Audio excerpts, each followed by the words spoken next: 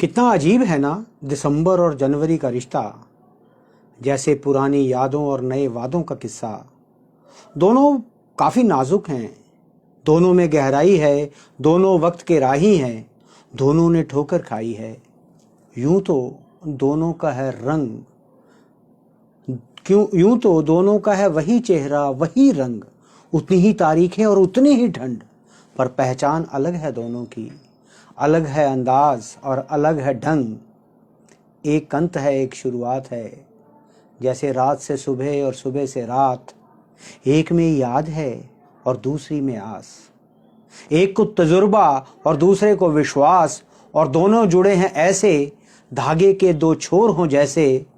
पर देखो दूर रहकर भी साथ निभाते हैं ये कैसे। जो दिसंबर छोड़ के जाता है उसे जनवरी अपनाता है। जो दिसंबर छोड़ के जाता है उसे जनवरी अपनाता है, और जो जनवरी के वादे हैं उसे दिसंबर निभाता है। कैसे जनवरी से दिसंबर के सफर में 11 महीने लग जाते हैं, लेकिन दिसंबर से जनवरी एक पल में पहुंच जाते हैं बस। और जब ये दूर होते हैं तो हाल बदल जा देते हैं, और जब ये पास आते हैं तो साल बदल देते हैं। और देखने में ये साल के महज 2 महीने ही लगते हैं, लेकिन सब कुछ बिखेरने और समेटने का वो कायदा भी रखते हैं। सब कुछ बिखेरने और समेटने का वो कायदा भी रखते हैं, और दोनों ने मिलकर ही बाकी सारे महीनों को बांध रखा है। अपनी जुदाई को दुनिया के लिए एक त्योहार बना रखा है। तो ये है दिसंबर और जनवरी का रिश्ता। और दिसंबर और जनवरी के इस रिश्ते के साथ मैं आप सबका स्वागत करता हूं आपके अपने शो विक्लेश हूं मैं कहानियां सुनाता हूं, कहानियां सुनाऊंगा। 2021 को पार करते हुए 2022 में पहली बार 2022 का ये पहला शो है, और पहली बार मैं आपसे रूबरू हूं।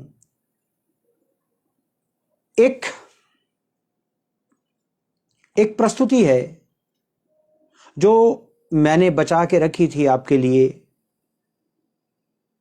फादर्स डे के लिए, लेकिन आज मैं बाद में बताऊंगा कि ये मैं क्यों आज इसको कह रहा हूं। पहले इस प्रस्तुति पर इसको आप कविता कहिए, इसको आप नज्म कहिए, कुछ भी कहिए, बड़े ही मार्मिक शब्द हैं, बड़े ही खूबसूरती से पिरोए हैं। किसने पिरोए हैं ये मैं बाद में बताऊंगा। पहले थोड़ा शब्दों पर ध्यान दीजिए। तुम और मैं पति पत्नी थे, तुम मां बन गई, मैं पिता बन गया। तुम और मैं पति पत्नी थे, तुम मां बन गई और मैं पिता रह गया। तुमने घर संभाला, मैंने कमाई, लेकिन तुम मां के हाथ का खाना बन गई, मैं बस कमाने वाला पिता रह गया। बच्चों को चोट लगी और तुमने गले लगाया, मैंने समझाया, तुम ममतामयी मां बन गई, मैं पिता रह गया। बच्चों ने गलतियां की, तुमने पक्ष लेकर एक अंडरस्टैंडिंग मॉम तुम बन गई, और मैं पापा नहीं समझते वाला पिता रह गया। पापा नाराज होकर कहकर तुम बच्चों की बेस्ट फ्रेंड बन गई, और मैं गुस्सा करने वाला पिता रह गया। और तुम्हारे आंसू से मां का प्यार, तुम्हारे आंसुओं में मां का प्यार, और मेरे छुपे हुए आंसुओं में मैं एक निष्ठुर पिता रह गया। तुम चंद्रमा की तरह शीतल बनती चली गई, और पता नहीं कब मैं सूर्य की अग्नि सा पिता रह गया। तुम धरती मां, भारत मां, मदर नेचर बनती चली गई, और मैं जीवन के प्रारंभ का दायित्व लिए सिर्फ एक पिता रह गया। मित्रों, फिर भी ना जाने पिता क्यों पिता रह जाता है, क्यों पिता पीछे रह जाता है। मां 9 महीने पालती है और पिता सारी उम्र पालता है, फिर भी ना जाने क्यों पिता पीछे रह जाता है। मां बिना तनख्वाह के सारे घर का काम करती है, और पिता पूरी कमाई घर पे लुटा देता है, और फिर भी ना जाने क्यों पिता पिता ही रह जाता है। मां जो चाहते हो वो बनाती है, लेकिन पिता जो चाहते हो ला के देता है, फिर भी ना जाने क्यों पिता पीछे क्यों रह जाता है। और मां को आप याद करते हो जब चोट लगती है, पर पिता को याद करते हो जब जरूरत पड़ती है, फिर भी ना जाने क्यों पिता पीछे रह जाता है। माँ की और बच्चों की अलमारी भरी पड़ी है कपड़ों से, लेकिन पिता कई सालों से तक पुराने कपड़े चलाता है, फिर भी ना जाने क्यों पिता पीछे रह जाता है। और पिता अपनी जरूरतें टालकर सबकी जरूरतें समय पर पूरी करता है और किसी को उनकी जरूरतें टालने को नहीं कहता, फिर भी ना जाने क्यों पिता पीछे रह जाता है। और जीवन भर दूसरों को आगे रखने की कोशिश करता है, मगर हमेशा परिवार के पीछे रहता है, शायद इसलिए कि वो पिता है। और पिता के प्रेम का तब पता चलता है जब वो नहीं होते। तो इसलिए ये जो पिता जो पीछे रह जाता है, इसका भी ध्यान रखिए। इसके अंदर भी एक धड़कता हुआ दिल है जो अपने परिवार के लिए धड़कता है और सब कुछ लुटाने के लिए हर वक्त वो तैयार रहता है। ये शब्द मैं किसी को सुनाने के लिए नहीं कह रहा। मुझे ये लगता है कि जानवी आज ये सोच रही होगी कि उसे सुनाने के लिए ये बातें कही जा रही है। ये नहीं, ऐसा बिल्कुल नहीं है। ये इसलिए कि ये जो कविता है, ये शब्दों की जो बनावट है, ये शब्दों को जो पिरो कर एक माला में पिरोया है, ये आजकल वायरल है। पता नहीं किसके नाम से ये वायरल है, लेकिन इसकी जो मूल रचयिता हैं वो मेरे परिवार की सदस्या, मेरी छोटी बहन ज्योति खन्ना हैं। तो मैं केवल उन्होंने ये कविता मेरे को लगभग 3 महीने पहले भेजी थी और मैंने इसको संजो के रखा हुआ था फादर्स डे के लिए। अब फादर्स डे आएगा, कुछ और सुनाऊंगा।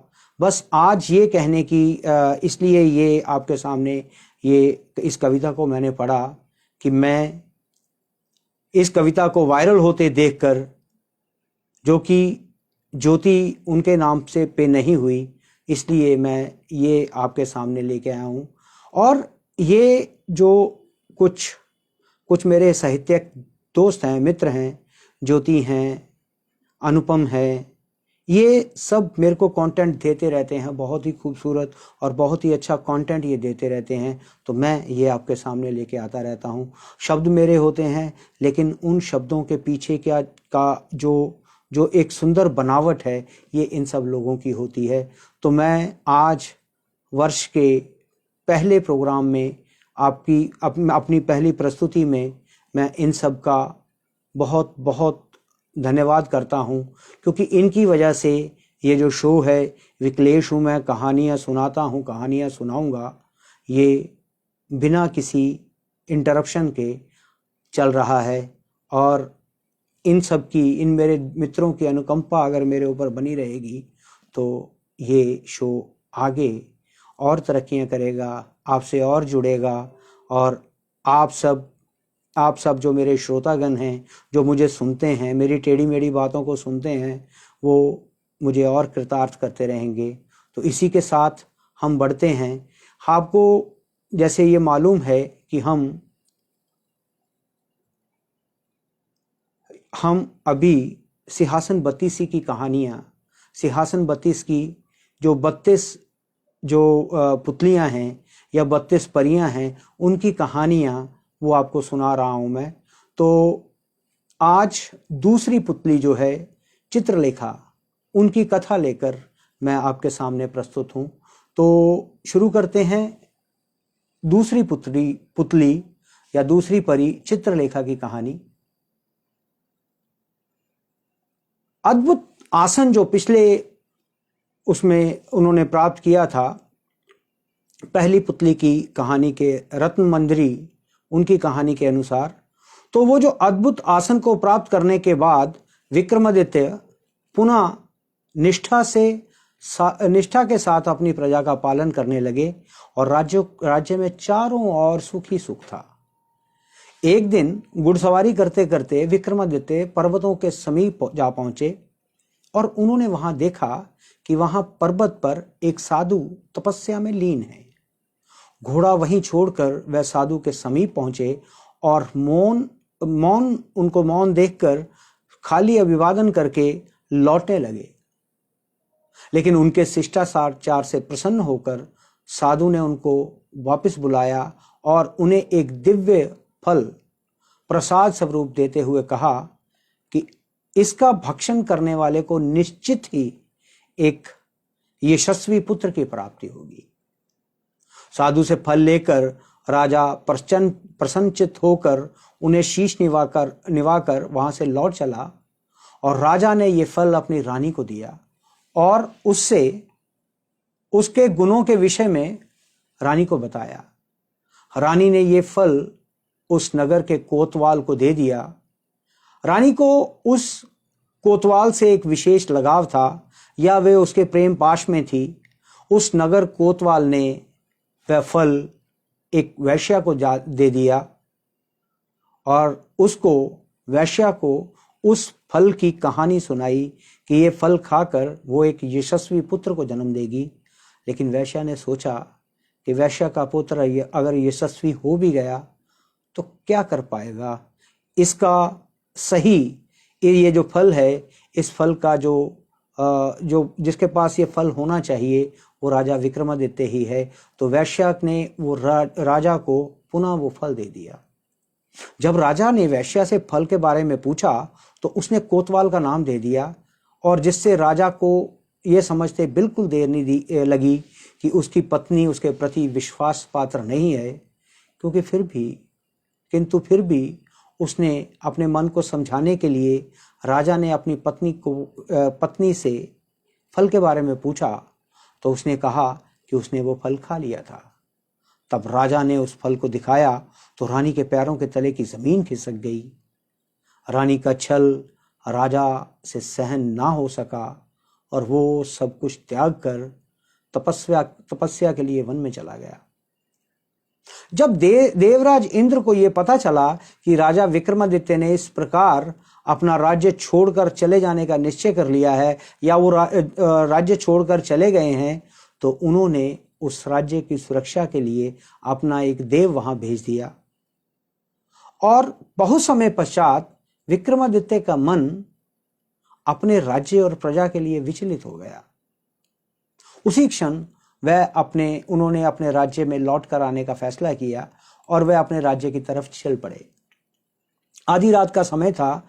जो ही राजा विक्रमादित्य ने अपने राज्य की सीमा में प्रवेश करना चाहा तो इंद्र देव द्वारा भेजे गए देवदूत ने उन्हें रोका और उनका परिचय मांगा। राजा विक्रमादित्य गुस्से में बोले कि मैं चक्रवर्ती नरेश विक्रमादित्य हूं और ये मेरा राज्य है।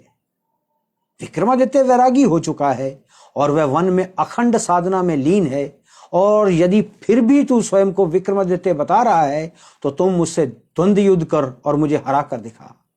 ये इस तरह की ललकार उस देव ने विक्रमादित्य को दी। अगले की क्षण वो दोनों एक दूसरे के सामने आमने सामने थे। उस देवदूत को हराने में विक्रमादित्य को अधिक समय नहीं लगा और अपनी हार स्वीकार करते हुए देवदूत ने उनकी अधीनता स्वीकार कर ली और जाने से पहले उसने विक्रमादित्य को बताया कि उसका कोई शत्रु पिछले जन्म का बदला लेने के लिए योगी बनकर एक सिद्धि कर रहा है, और यदि राजा उसे अपने रास्ते से हटाने में सफल रहा तो प्रजापालन का सुख भोगेगा और अनंत वर्षों तक निर्विघ्न राज्य करेगा।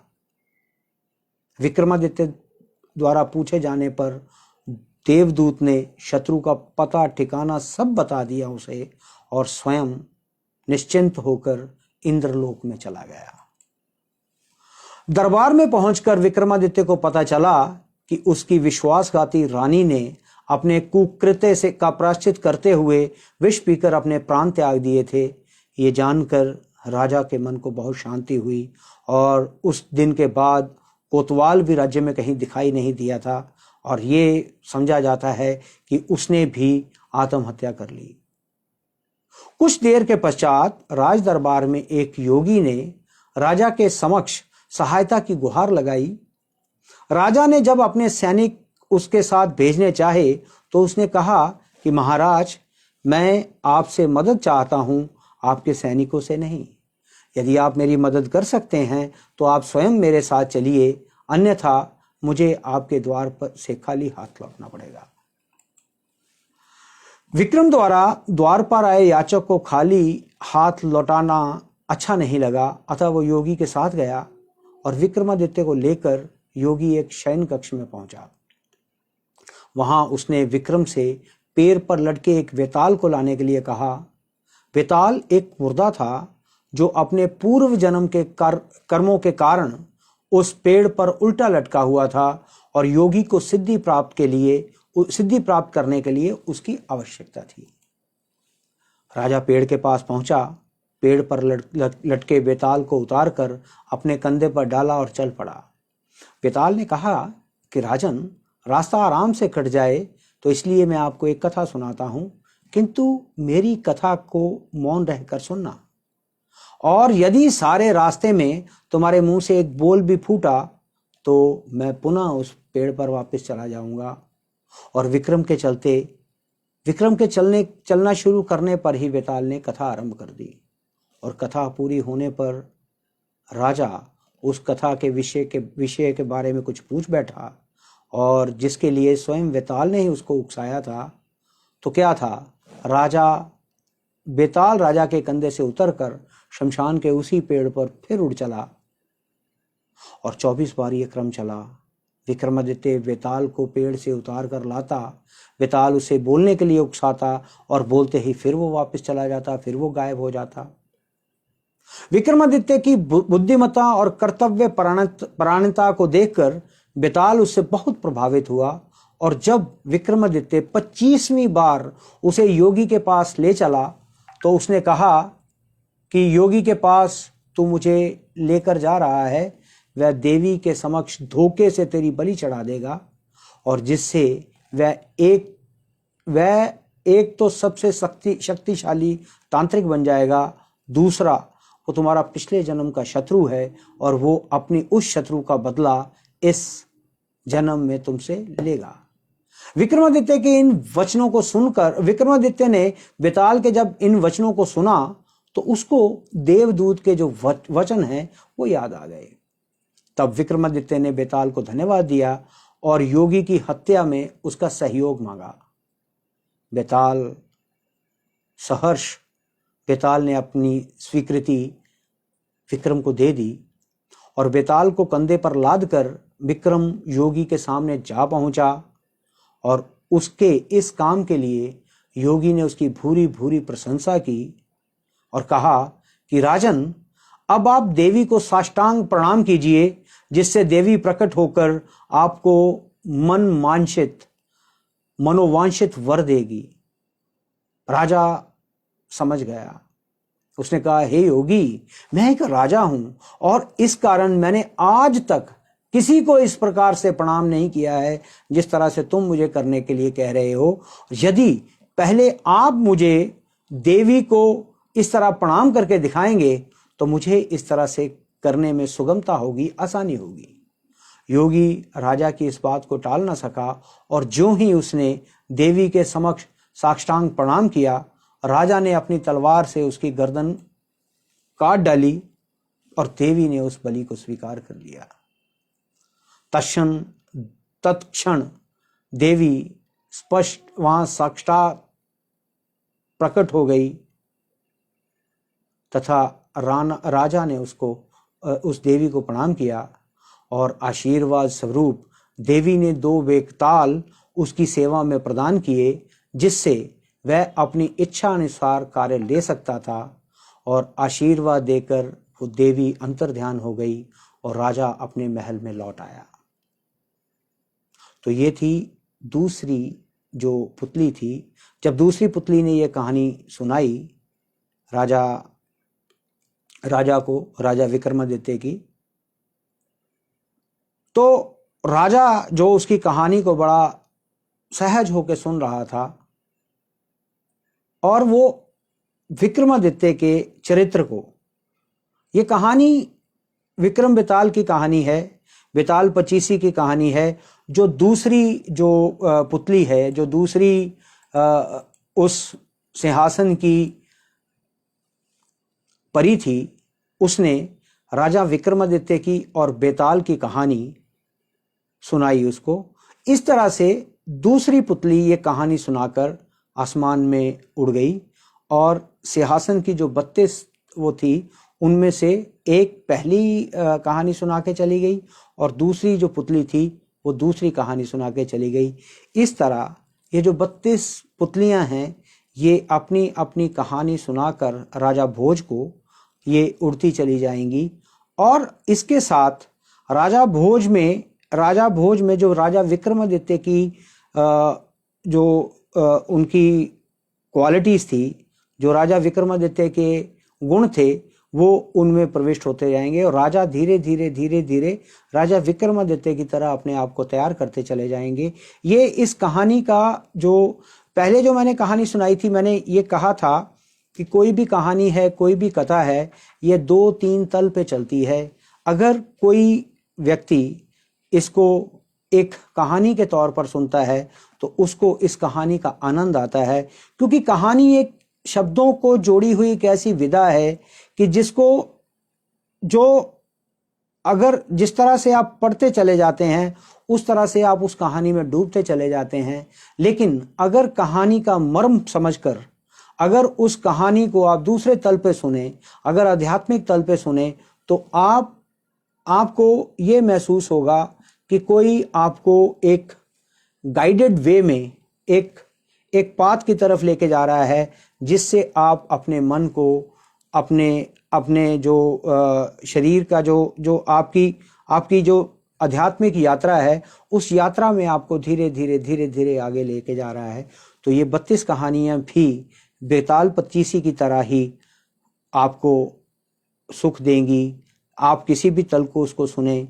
मैं ये कोशिश करूँगा कि आपको इस कहानी का या इस जो कहानी की श्रृंखला है, इस श्रृंखला को अपने हिसाब से, क्योंकि मैं जिस तल पे इसको पढ़ रहा हूँ, हो सकता है आप मुझसे ऊपर इसको सोच सकें, तो कोशिश ये करूँगा कि इस कहानी श्रृंखला की जो बेसिक जो इसकी आत्मा है, उस आत्मा को पकड़कर आपके सामने प्रस्तुत करूं।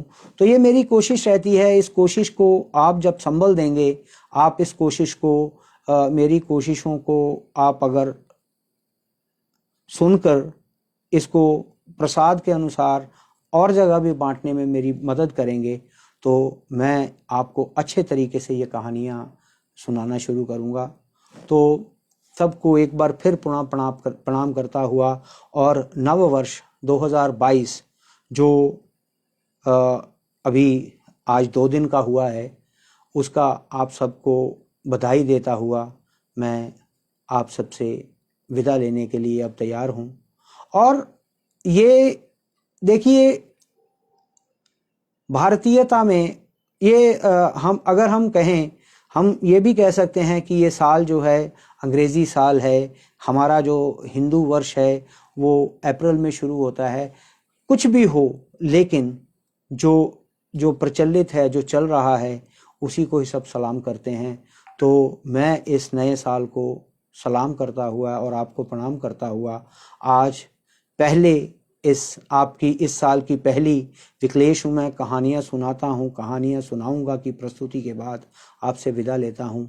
अगले हफ्ते फिर आऊँगा, क्योंकि विक्लेश हूँ मैं, कहानियाँ सुनाता हूँ, कहानियाँ सुनाऊँगा। नमस्कार, नमस्कार, नमस्कार।